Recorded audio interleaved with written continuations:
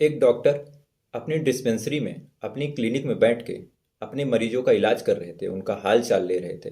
और जिसको जो दिक्कत थी उसी हिसाब से उसे दवा देने की कोशिश कर रहे थे, उसका इलाज करने की कोशिश कर रहे थे।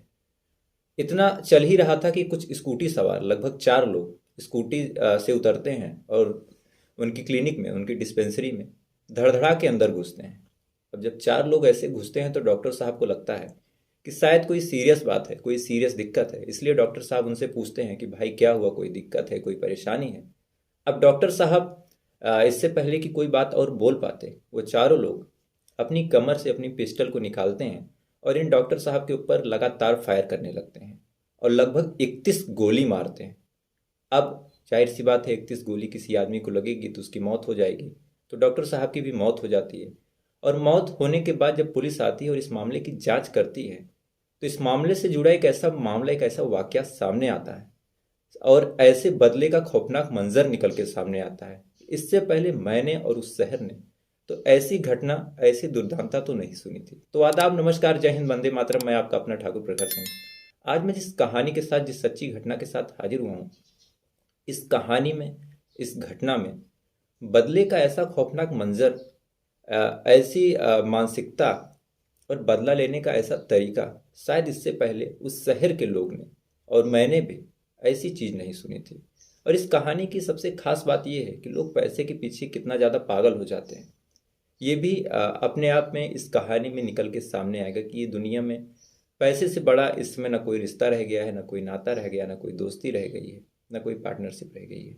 तो अब सीधा चलते हैं आज की इस कहानी के ऊपर। लेकिन कहानी शुरू करूं उससे पहले आपसे एक छोटा सा अनुरोध, छोटा सा निवेदन कि अगर आप हमारे वीडियो पे नए हैं तो वीडियो को सब्सक्राइब कर लीजिएगा, वीडियो को लाइक कर लीजिएगा।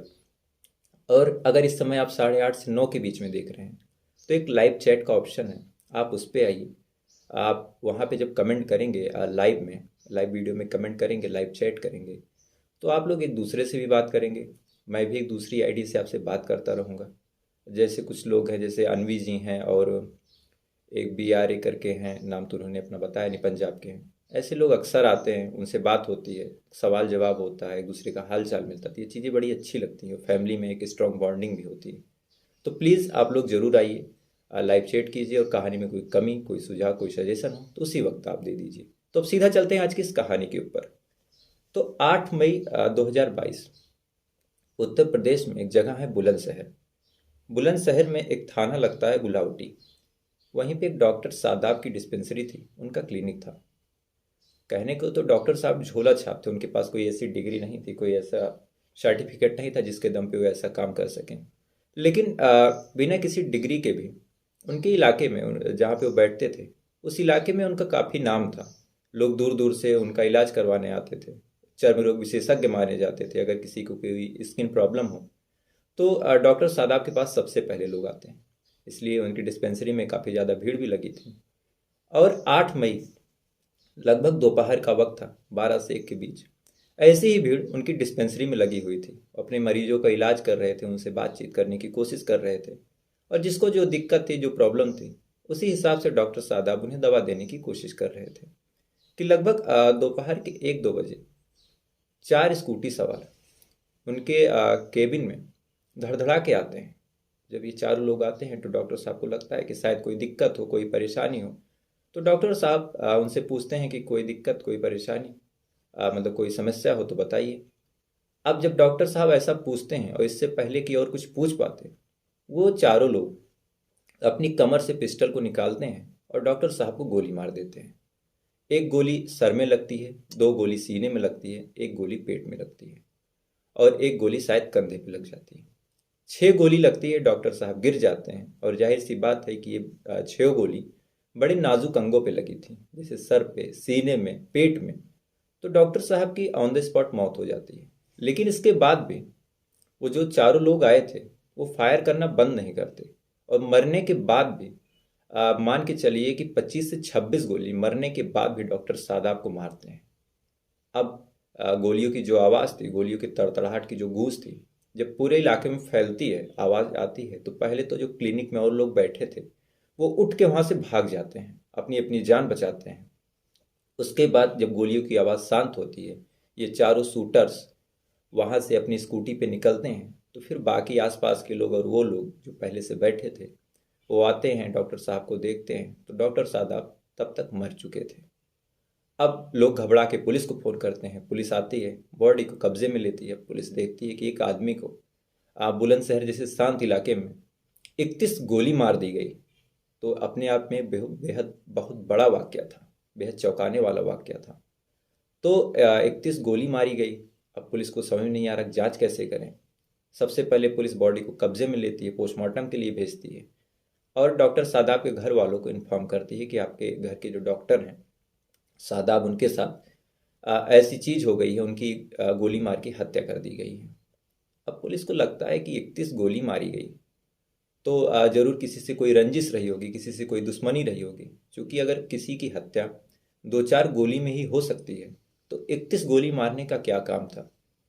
और जिस हिसाब से गोली मारी गई है इसका मतलब ये जो प्रोफेशनल शूटर होते हैं ये वही थे। कोई आम आदमी इस तरह से 31 गोली नहीं बरसा सकता। अब इन सारे सवाल के जो जवाब थे वो डॉक्टर सादाब के घर वाले दे सकते थे। इसलिए पुलिस डॉक्टर सादाब के घर वालों को बुलाती है और बुला के उनसे पूछताछ करती है। अच्छा, जो शूटर्स थे जो गोली मारने आए थे वो स्कूटी से कुछ दूर तक भागते हैं, उसके बाद स्कूटी को वहीं छोड़ के वहीं खड़ी करके एक कार से वहाँ से रवाना हो जाते हैं और तेज़ी से बॉर्डर की तरफ भागने लगते हैं, उत्तर प्रदेश और दिल्ली के बॉर्डर की तरफ। अब पुलिस की एक टीम इधर घर वालों से पूछताछ कर रही है, कुछ जानकारी लेने की कोशिश कर रही है, और एक टीम उन शूटर्स के पीछे भागी है, चारों तरफ घेराबंदी कर रही है, नाकाबंदी कर रही है और उन्हें पकड़ने की कोशिश कर रही है। तो जब घर वालों से पूछा जाता है कि क्या डॉक्टर सादाब की किसी से दुश्मनी थी, किसी से रंजिश थी, या फिर कोई इस तरह की धमकी मिली हो, कोई फिरौती की बात हुई हो, तो घर वाले सीधा सीधा ना कर देते हैं। वो कहते हैं कि डॉक्टर सादाब का तो जो नेचर था बड़ा अच्छा था, वो अपने क्लिनिक से मतलब रखते थे, अपने इस दुकान से, अपनी डिस्पेंसरी से मतलब रखते थे। बाकी ना उन्हें ज़्यादा किसी से लेना था ना ज़्यादा किसी से देना था, तो दुश्मनी और ऐसी चीज़ें तो बहुत दूर की बात है। अब पुलिस वालों को एक तरह से फिर हैरानी होती है कि एक आदमी जिसकी किसी से दुश्मनी नहीं, उसे कोई 31 गोली क्यों मारेगा। अब इधर पुलिस वाले जब पूछताछ कर ही रहे थे कि उधर से वो शूटर्स पकड़ लिए जाते हैं, दबोच लिए जाते हैं। अब उनको बुलाया जाता है। अब शूटर से पूछा जाता है कि तुमने क्यों मारा, तो शूटर कहते हैं कि हमें सुपारी मिली थी। अब फिर पूछा जाता है कि सुपारी किसने दी थी, तो दिल्ली के एक प्रॉपर्टी डीलर का नाम आता है, कासिम। अब जब कासिम का नाम डॉक्टर सादाब के घर वाले सुनते हैं, तुरंत चिल्ला के कहने लगते हैं कि हाँ हाँ इन्हीं ने मारा होगा, ये और इसके कुछ रिश्तेदार हमारे सादाब के पीछे पहले से ही पड़े थे। अब ये बात जब पुलिस वाले सुनते हैं तो उन्हें लगता है कि ये कौन सी बात है, ये किस घटना के बारे में हमें बता रहे हैं। तो फिर डॉक्टर सादाब थोड़ा डिटेल लेने की कोशिश करते हैं और कहते हैं कि कौन कौन इसमें इन्वॉल्व होगा। और शूटर से भी जब पूछताछ की जाती है तो जो कहानी निकल के सामने आती है वो कहानी उस शहर के इतिहास में इससे पहले शायद कभी घटी हो। और वो कहानी जब घटी थी, वो घटना जब घटी थी, तो शायद 1 से 1.5 हफ्तों तक मीडिया वालों को कोई और खबर दिखाने की जरूरत नहीं पड़ी थी, क्योंकि दोस्ती और बिजनेस का ऐसा खौफनाक अंजाम शायद इससे पहले उस शहर में हुआ हो। तो जब पुलिस पूछताछ करती है तो डॉक्टर सादाब की हत्या का तार हापुड़ में एक दूसरे जिले में घटी एक दूसरी घटना से जुड़ रहा था, और उसी घटना की वजह से डॉक्टर सादाब की हत्या हुई थी। दरअसल हापुड़ में एक गांव है कराना, और कराना का रहने वाला एक आदमी है इरफान, अपने घर में सबसे छोटा। बाकी भाई इधर उधर कहीं जॉब करते थे, और जो इरफान था वो गाड़ियों में फास्टैग लगाने का काम करता था। टोल टैक्स के पास, टोल नाकों के पास जो गाड़ियों में फास्टैग लगता है वही लगाने का काम इरफान करता है। एक दिन अचानक से इरफान 18 मार्च इसी साल 2022 में 18 मार्च 2022 में इरफान अपने घर से अचानक से गायब हो जाता है। अब जब इरफान गायब होता है तो फिर घर वाले थोड़ा इंतज़ार करते हैं, और इंतज़ार करने के बाद इरफान की मिसिंग रिपोर्ट लिखवा देते हैं। अब जब इरफान की मिसिंग रिपोर्ट लिखाई जाती है तो पुलिस कुछ देर तक जांच करती है, 1 दिन 2 दिन 3 दिन, लेकिन जब इरफान का कुछ पता नहीं चलता तो पुलिस वालों को लगता है कि कहीं इरफान के साथ कोई अनहोनी ना हो गई हो, किसी ने हत्या ना कर दी हो, कोई गलत काम ना हो गया हो। इसलिए जैसे डॉक्टर सादाब के घर वालों से पूछा जाता है, ठीक उसी तरह इरफान के घर वालों से भी पूछा गया कि क्या इरफान की किसी से दुश्मनी थी, किसी से रंजिश थी, कोई धमकी मिली हो। तो ठीक डॉक्टर सादाब के घर वालों की तरह इरफान के भी घर वाले कहते हैं कि नहीं, वो तो हम लोग वैसे भी गरीब आदमी हैं। फास्टैग वगैरह लगा के इरफान अपना जीवन चला रहा, अपना काम धंधा चला रहा है, उसकी किसी से क्या दुश्मनी होगी। अब ये चीज़ जब पुलिस सुनती है, उसके बाद जब उसे पता चलता है कि किसी से दुश्मनी नहीं है, उसे लगता है कि शायद कोई हादसा हो गया या फिर कहीं गायब हो गया हो। उसी एंगल पे भी पुलिस जांच करती है, यहाँ से भी पुलिस को कुछ नहीं मिलता। तो पुलिस को लगता है कि चलो इसका एक बार कॉल डिटेल खंगालते हैं, शायद उससे कुछ मिल जाए। इसकी लोकेशन निकालते हैं, शायद वहाँ से कुछ पता चल जाए। अब पुलिस इरफान का कॉल डिटेल निकलवाती है, और कॉल डिटेल में जो आखिरी बात थी और काफ़ी देर तक हुई थी, वो रागिब, माजिद और आकिब, इन तीनों से हुई थी। अब पुलिस आती है, रागिब और माजिद को उठा लेती है, और इनकी जब लोकेशन निकलवाती है तो लास्ट टाइम पे इरफान की और इन तीनों की लोकेशन एक जगह दिखाई देती है, रात के लगभग 11 बजे 18 मार्च को। अब पुलिस वालों को लगता है कि हो ना हो ये तीनों इसके गुमशुदगी में, इसके लापता होने में कहीं ना कहीं जिम्मेदार जरूर हैं। तो पुलिस तीनों की तलाश करती है, लेकिन तीनों में से रागिब और माजिद ये दोनों गिरफ्तार हो जाते हैं। और गिरफ्तार होने के बाद जब इनसे पूछताछ की जाती है कि लास्ट टाइम तुम कहाँ थे, तो एक ऑफिस का जिक्र करते हैं। अब पुलिस जब उस ऑफिस में जाती है तो वहाँ पे खून के कुछ छींटे मिले।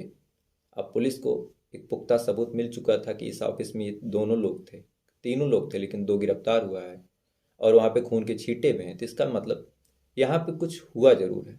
अब पुलिस रागिब और माजिद से सख्ती से पूछताछ करती है, और काफ़ी देर तक पूछताछ करने के बाद जो कहानी निकल के सामने आई, वो कहानी भी बेहद अजीब, बेहद हैरान करने वाली है। वैसे कहने को तो राकिब, माजिद और आकिब ये तीनों अलग अलग काम धंधे करते थे।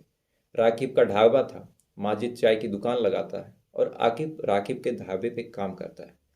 लेकिन इतनी चीज होने के बावजूद ये इनडायरेक्टली इरफान का जो धंधा था फास्टैग वाला, उसमें इन्होंने कुछ पैसे लगाए हुए थे।